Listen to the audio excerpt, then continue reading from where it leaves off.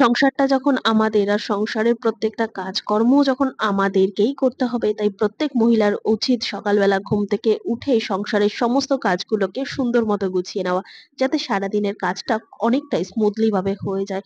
আর তার জন্য জানতে হবে বেশ কিছু ছোট ছোট টিপস ফলো করে সারাদিনের কাজগুলোকে সুন্দর মতো গুছিয়ে নিতে পারলেই সময়, শ্রম, মাসিক খরচও আমরা বেশ কিছুটা কমিয়ে ফেলতে পারবো। আজকে সেই রকমই বেশ কিছু জানা অজানা টিপস তোমাদের সাথে শেয়ার করব, যেগুলো দেখলে পরে প্রত্যেক গৃহিণীর কোনো না কোনো উপকার হবে। চলো তাহলে ভিডিওটা শুরু করা যাক। দেখো বন্ধুরা, এখানে নিয়ে নিয়েছি রসুন। আর প্রত্যেকদিন রান্নার জন্য যে রসুন আমরা ব্যবহার করি, সেই রসুন একটা একটা করে ছাড়াতে গেলে অনেক সময় লাগে।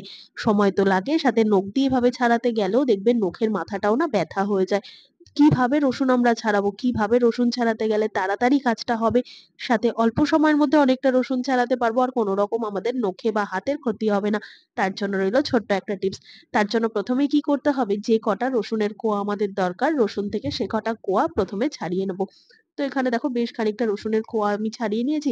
এরপর এই রসুনের কোয়াগুলোকে সুন্দর মতো ছাড়ানোর জন্য এখানে আমাকে নিয়ে নিতে হবে ছাঁকনি। একটু ওই মোটা নেটের যে ছাঁকনিগুলো হয়, সেই এরকম ছাঁকনি নেবে। ছাঁকনির মাথার দিকটা দিয়ে এরকম ভাবে কি করবে, রসুনটাকে হালকা করে ঘষবে। ঘষার পর কি হবে, রসুনের মুখটা না পুরো ফুলের মতো ছড়িয়ে যাবে। ফুলের পাপড়ি যেরকম হয় ঠিক সেরকম ভাবে ছড়িয়ে যাওয়ার পর হালকা একটু পিছন দিক থেকে খোসাটাকে টানবে। তাহলেই দেখবে খুব সহজে কিন্তু রসুনের সমস্ত খোসা আলগা হয়ে যাবে, যার জন্য কোনো রকম নখ ব্যবহার করতে হবে না, বা অনেক সময় নিতে হবে না, বা আমাদের নখের ভিতরেও কিন্তু জ্বালা করবে না।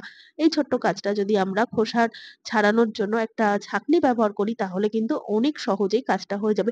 এরকম ছোটখাটো টিপস ফলো করে সারাদিনের কাজগুলোকে সুন্দর মতো গুছিয়ে নিতে পারলে আমাদেরই কোথাও গিয়ে বেশ অনেকটাই সুবিধা হবে। টিপসটা ভালো লাগলে প্রত্যেক মহিলার সাথে শেয়ার করে দিও। দেখে নাও পরের টিপস। আমরা যখন গ্যাসে রান্না করি তখন অনেক সময় খেয়াল করে দেখবে বার্নারটা কিন্তু অর্ধেক জ্বলে অর্ধেক জ্বলে না। যেহেতু এটা লোহার, দীর্ঘদিন একই রকম ভাবে ব্যবহার করি, তাই ব্যবহার করতে করতে অনেক রকমই অসুবিধার মধ্যে পড়তে হয়। আর যেহেতু এখান থেকে আগুন আমরা পাচ্ছি না, গ্যাসটা কিন্তু ঠিকই বের হয়ে যাচ্ছে, যার ফলে গ্যাসটা আমাদের কিন্তু অনেকটা খরচা হচ্ছে। যদি আগুনটা পেতাম তাহলে রান্নাটা আরেকটু তাড়াতাড়ি হতো। যেহেতু আগুন পাচ্ছি না, গ্যাসটা তো লিক হয়ে যাচ্ছে, ওখান থেকে বেরিয়ে যাচ্ছে, গ্যাসের খরচাটা কিন্তু হয়েই যাচ্ছে। তো এই ছোটখাটো ঘরোয়া টোটকাগুলো কিন্তু আমরা ঘরেই সারাই করে নিতে পারবো। এই বুদ্ধিগুলো খরচা করলেই আমরা কিন্তু কোনো রকম বাইরে থেকে লোক ডাকার প্রয়োজন নেই এটাকে সার্ভিস করার জন্য। আমরা অনেক সময় কি করি, বাইরে থেকে লোক ডেকে এনে এটাকে রিপেয়ার করি। রিপেয়ার তো করার কোনো জায়গাই নেই। তো কি করতে হবে, একটুখানি হোয়াইট কালার টুথপেস্ট নেবে। টুথপেস্ট নিয়ে এই বার্নারটাকে খুলে নিয়ে বার্নারের গ্যাপে আর বার্নারের পিছন দিকের অংশটায় এরকম ভাবে হালকা করে একটু টুথপেস্ট লাগিয়ে দেবে। টুথপেস্টটা একটু গাঢ় ভাব হওয়ায় কিন্তু যদি কোথাও ছিদ্র হয়ে থাকে লোহার জায়গাটা, বা কোনো রকম অসুবিধা হয়, বা নোংরা ঢুকে আটকে যায় ছিদ্রগুলো, তো সেক্ষেত্রে কিন্তু এই টুথপেস্ট দেওয়ার কারণে কিন্তু ঠিক হয়ে যাবে। দেখো তারপর আমি বার্নারটাকে জ্বালিয়ে তোমাদেরকে দেখাচ্ছি, যে সমস্যাটা ছিল আগে সেটা কিন্তু সম্পূর্ণ ঠিক হয়ে গেছে। তাই ঘরোয়া ভাবেই এইভাবে কিন্তু আমরা ঠিক করে নিতে পারি। টিপসটা ভালো লাগলে লাইক করতে ভুলো না। দেখে নাও পরের টিপস। নিয়ে নিয়েছি পনির। পনির আমরা হামেশাই কম বেশি খেয়ে থাকি, আর যারা ঘরে যদি কেউ ভেজিটেরিয়ান থাকে, সেক্ষেত্রে কিন্তু প্রায় সময় আমরা পনিরটা রান্না করি। পনির রান্না করার জন্য কিন্তু আমরা প্রথমে পনিরটাকে ছোট ছোট টুকরো করে নিয়ে ভেজে নিই। ভেজে নিয়ে তারপর অনেকেই আছে দুধের মধ্যে ভেজায়, আবার কেউ কেউ জলের মধ্যে ভিজিয়ে রাখে, যাতে পনিরটা রান্নার পর শক্ত না হয়ে যায়, নরম থাকে। কিন্তু আজকে একটা ঘরোয়া ছোট্ট টোটকার মাধ্যমে কিন্তু পনিরটা অনেক সময় পর্যন্ত নরম রাখতে পারবো। এই ছোট্ট ঘরোয়া টোটকাটা করলে কখনোই ভাজার পর কিন্তু পনির দুধে বা জলের মধ্যে গরম জলে ভেজাবে না। তার জন্য কি করতে হবে, এখানে প্রথমে আমার ঘরে যেহেতু লিকুইড দুধ নেই, সেক্ষেত্রে কি করব, একটুখানি গরম জলের মধ্যে 2 চামচ আমুলিয়া বা গুঁড়ো দুধ দিয়ে আমি একটুখানি লিকুইড দুধ তৈরি করে নিলাম।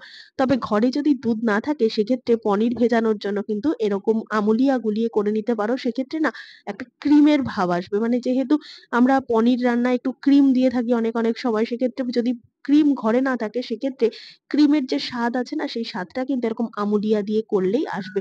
নরমাল দুধ দিয়ে যদি না করো, সেক্ষেত্রে আমুলিয়াটা ব্যবহার করতে পারো। জলে গুলিয়ে একটুখানি আমুলিয়া গুলিয়ে নিলাম। তারপর একটা বড় পাত্রের মধ্যে এই পনিরগুলোকে বড় বড় টুকরো করে এভাবে ভিজিয়ে রাখবো আধা ঘন্টার জন্য, না ভেজে। আর একেবারে কিন্তু ছোট ছোট টুকরো করবে না, বেশ বড় বড় করে ভিজিয়ে রাখতে হবে আধা ঘন্টার জন্য। আধা ঘন্টা বাদে ফিরে আসলাম। দেখো বন্ধুরা, কতটা পনিরটা দুধটা সোক করে কিন্তু নরম হয়ে গেছে। যদি তোমরা ভাজার পর তারপরে যদি দুধের মধ্যে দাও, সেক্ষেত্রে কিন্তু শক্ত ভাবটা থেকেই যাবে, এতটাও কিন্তু নরম হবে না।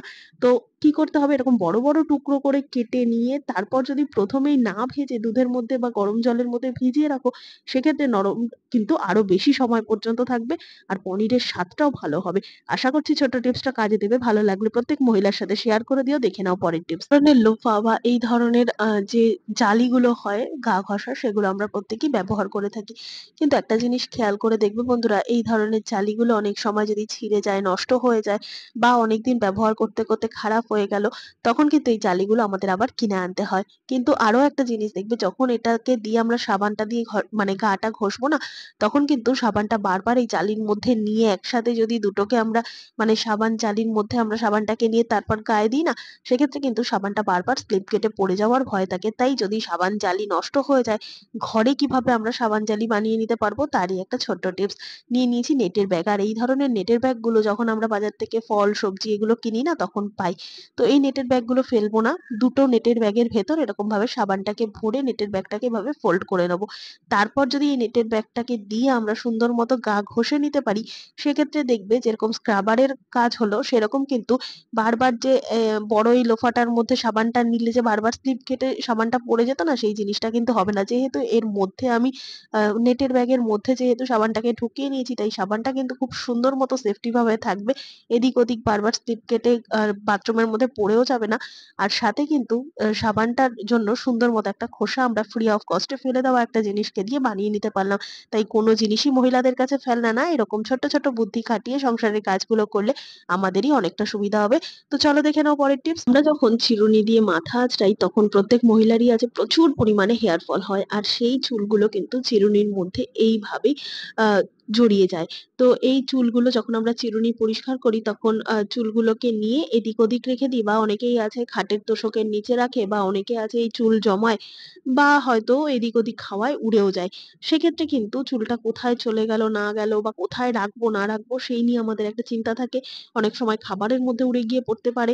তো কোথায় আমরা চুলটাকে সুন্দর মতো যত্নে রাখবো যাতে কোনো রকম ভাবে অন্তত খাবারের মধ্যে না উড়ে গিয়ে পড়তে পারে। যেহেতু চুলটা ভীষণই হালকা আর হাওয়াতে কিন্তু এদিক থেকে ওদিক খুব সহজেই হয়ে যায়। তো তার জন্য এখানে নিয়ে নিয়েছি সাবানের একটা খালি বাক্স। আর এই ধরনের সাবানের বাক্সগুলো যখন আমরা সাবানটাকে ব্যবহার করা হয়ে যায় বা সাবানটাকে কেসের মধ্যে রেখে দিই, সেক্ষেত্রে বাক্সটা ফেলে দিই। ফেলে না দিয়ে ডবল টেপ গামের সাহায্যে দরজার পিছনে বা দেয়ালের এক কোণায় এইভাবে লাগিয়ে রাখবো সাবানের বাক্সটাকে। তারপর চুল আঁচড়ানোর পরেই যে চুলগুলো আমাদের মাথা থেকে উঠবে, চিরুনির মধ্যে যে চুলগুলো পেঁচিয়ে যাবে, সেই চুলগুলোকে তুলে নিয়ে এদিক ওদিক না রেখে এই বক্সের মধ্যে রেখে তারপর বক্সের মুখটা হালকা করে বন্ধ করে দিলেই কিন্তু সুন্দর মতো এই চুলগুলো এখানেই থাকবে, এদিক ওদিক ছড়িয়ে ছিটিয়ে যাবে না। প্রয়োজন মতো এই বক্সটা ভরে গেলে এখান থেকে নিয়ে আবার তোমরা জায়গা মতো রেখে দাও, বা এখানেই থাকুক। অনেকটা চুল কিন্তু এখানে আমরা জমাতে পারবো। তাই এইরকম ভাবে যদি দরজার পিছনে একটা সাবানের খালি প্যাকেট আমরা রেখে দিতে পারি, আমাদেরই কিন্তু সুবিধা হবে কাজ করার সময়। টিপসটা ভালো লাগলে অবশ্যই সঙ্গে থাকবে, লাইক করে দিও। দেখে নাও পরের টিপস। নিয়ে নিয়েছি পেঁয়াজ। প্রত্যেকদিন রান্নার জন্য যে পেঁয়াজ আমরা কাটি, সেই পেঁয়াজগুলো দেখবে ভীষণ পরিমাণে ঝাঁজ হয়। আর এতটা ঝাঁজ হয় না, পেঁয়াজ কাটার সময় দেখবে চোখ থেকে জল বেরিয়ে আসে, কাটতে ইচ্ছা করে না। এই গাফিলতিতেই কিন্তু রান্না অনেকটা দেরি হয়ে যায়। কাটবো এই করতে, করতে অনেকটা সময় নষ্ট হয়। যেহেতু পেঁয়াজ কাটার সময় এত পরিমাণ চোখ থেকে জল পড়ে। তো কি কাজটা করলে পরে পেঁয়াজ থেকে আর কোনো রকম জল পড়বে না কাটার সময়? তো এইজন্য রইলো এই ছোট্ট টিপসটা। ১ম এ কি করতে হবে, পেঁয়াজের সামনের আর পিছনের যে শক্ত মোটা অংশ সেগুলোকে কেটে বাদ দিয়ে দেবো। বাদ দিয়ে দেওয়ার পর খোসা সমেত পেঁয়াজটাকে মাঝ বরাবর এরকম ভাবে অর্ধেক করে টুকরো করে কেটে নেব। এরপর এখানে নিয়ে নিয়েছি একটা পাত্রের মধ্যে বেশ খানিকটা জল। এখানে আমি নরমাল জল নিয়েছি আর নিয়ে নিয়েছি একটুখানি বরফ। ফ্রিজ থেকে বেশ কয়েক টুকরো বরফ এইভাবে বের করে নাও। আর এই অর্ধেক করে রাখা খোসা সমেত পেঁয়াজটাকে বেশ খানিকটা সময়ের জন্য এভাবে ভিজিয়ে রাখো। বেশি না, ২-৪ মিনিট কি ৫-১০ মিনিট এর সময়ের মতো ভিজিয়ে রাখো। ভিজিয়ে রাখার পর দেখবে বন্ধুরা, খুব অনায়াসেই কিন্তু পেঁয়াজের মধ্যে যে ঝাঁঝালো ব্যাপারটা ছিল, সেই ঝাঁঝালো ব্যাপারটা না বরফ জলের মধ্যে মিশে যাবে। পেঁয়াজ থেকে সম্পূর্ণ বের হয়ে যাবে। আর এই বরফ জলে রাখার কারণেই কিন্তু পেঁয়াজের খোসাগুলো যে অনেক সময় উঠতে চাইতো না বা অল্প, অল্প করে উঠাতে পারতাম, খুব সমস্যা হতো, সেটাও হবে না। পেঁয়াজের খোসা ভীষণ তাড়াতাড়ি নরম হয়ে যাবে অল্প সময়ের মধ্যে বরফ জলে রাখলে। তো এইভাবে যদি আমরা বরফ জলের মধ্যে রেখে দিই, এই দুটো সুবিধা হবে পেঁয়াজ কাটার সময়। আর পেঁয়াজ থেকে ঝাঁঝালো ভাবটা আসবে না, যেই কারণে পেঁয়াজ কাটার সময় যে চোখ থেকে জল পড়তো সেটাও হবে না, সাথে পেঁয়াজটাও খুব তাড়াতাড়ি কাটা হয়ে যাবে খোসা ছাড়িয়ে। আশা করছি এই ছোট ছোট টিপস গুলো আমাদের অনেকটাই কাজে দেবে। ভালো লাগলে লাইক কমেন্ট করবে। চলে গেলাম পরের টিপসে। শাকসবজি আমরা প্রত্যেকেই কম বেশি খেয়ে থাকি। বিশেষ করে শাক খেতে যতটা ভালো লাগে কাটতে কিন্তু ততটাই অসুবিধা হয়। প্রত্যেক মহিলারই কিন্তু শাক কাটা একটা বিরক্তিকর কাজের মধ্যে পড়ে। যত মিহি করে কোচানো হবে তত খেতে ভালো লাগবে। আর মিহি করে কোচাতে গেলে যদি আমরা এভাবে ছুরি দিয়ে কোচাতে যাই সেক্ষেত্রে কিন্তু হাতে অনেক সময় লেগে যেতে পারে ছুরির আঘাত। তো কি করব আজকে, শুধুমাত্র একটা সেফটি পিন দিয়ে আমরা কিন্তু সুন্দর মতো শাকগুলোকে কেটে নেব। তার জন্য কি করতে হবে, এখানে আমি নিয়ে নিয়েছি একটা ফুড কন্টেনারের ঢাকনা। আর ফুড কন্টেনারের ঢাকনাটার না দুটো সাইডে একটু গ্যাপ দিয়ে দুটো ছিদ্র করে নিয়েছি। এবার একটা বড় মাপের একটা সেফটি পিন এই ছিদ্রর মধ্যে থেকে এইভাবে ঢুকিয়ে নিয়ে সেফটি পিনটাকে লক করে দেবো। তোমাদের কাছে যে ধরনের ফুড কন্টেনারের ঢাকনা আছে সেটাই ব্যবহার করতে পারো। এবার এই বড় সেফটি পিনটাকে কি করব, এভাবে হাতের আঙুলের মধ্যে পরে নেবো। বন্ধুরা, আমরা যখন শাকসবজি এভাবে ছুরি দিয়ে বা চপার দিয়ে কাটি না, অনেক সময় দেখা যায় ফিঙ্গার প্রোটেক্টর হিসাবে না অনলাইনে বলো বা মার্কেটে বলো নানান রকম টুল পাওয়া যায়। সেগুলো অনেক খরচা সাপেক্ষ ব্যাপার হলেও কিন্তু প্রত্যেকের কেনা সম্ভব হয় না। তাই বাড়িতেই যদি এইভাবে আমরা একটা ফুড কন্টেনারের ঢাকনাকে দিয়ে আমরা ফিঙ্গার প্রোটেক্টর বানিয়ে নিতে পারি, সেক্ষেত্রে কিন্তু যেভাবেই আমরা যা শাকসবজি কাটি না কেন কোনো রকম কিন্তু আমাদের আঙুল আর কেটে যাবে না। এখানে দেখো আমি ছুরি দিয়ে যে শাকটা কাটছি, কাটা তো হয়ে গেল, সাথে কিন্তু আমার আঙুলটাকেও সুন্দর মতো প্রোটেক্ট করতে পারলাম, যার জন্য হাত কেটে যাওয়ারও ব্যাপার থাকলো না। এছাড়া বন্ধুরা আরো একটা টিপস তোমাদের সাথে শেয়ার করব। কারোর কাছে যদি ধরো বটি ছুরি এগুলো কিছুই নেই, তারা কিভাবে শাক কাটবে? অনেকে আবার বটি ছুরি দিয়ে শাক কাটতে ভয় পায়। সেক্ষেত্রে একটা চা ছাঁকনির সাহায্যে সুন্দর মতো কিন্তু এরকম ভাবে শাক কাটা সম্ভব হয়ে যাবে। যেহেতু চা ছাঁকনির পেছনের হাতলের দিকটা একটু ধারালো হয় ছুরির মতো, তাই খুব সহজে কিন্তু হাত কাটার ভয় ছাড়া সুন্দর মতো এই ছুরি বা চাকু বা চপার এগুলো ছাড়াই সুন্দর মতো আমরা চা ছাঁকনি দিয়েও কিন্তু মিহি করে শাক কুচিয়ে নিতে পারবো, যার জন্য আমাদের একেবারে আঙুল কেটে যাওয়ারও ভয় থাকবে না। দেখতে পাচ্ছ কত সুন্দর মতোই কিন্তু শাকগুলো মিহি করে কুচিয়ে নিতে পারলাম। তবে এই কাজটা কিন্তু আমরা এমার্জেন্সি পারপাসে করে ফেলতে পারবো। হয়তো দেখা গেল কিছুই হাতের সামনে নেই, সেই রকম এমার্জেন্সি টাইমে এইভাবে কাজটাকে সহজ করে নিলে আমাদেরই বেশ খানিকটা সুবিধা হবে। তবে কখনোই কিন্তু এটা আমরা প্রত্যেকদিন ইউজের জন্য করব না। হঠাৎ করে দরকার পড়লে এই প্রসেস গুলো আমরা অ্যাপ্লাই করতেই পারি। আশা করছি আজকে সমস্ত টিপস কাজে দেবে। ভালো লেগে থাকলে লাইক কমেন্ট শেয়ার করে পাশে থাকবে। আমার এই ভিডিওটা তোমরা কে কোথা থেকে দেখছো কমেন্ট করে জানাতে ভুলবে না। দেখা হবে আবার অন্য কোনো ভিডিওর সঙ্গে। ধন্যবাদ।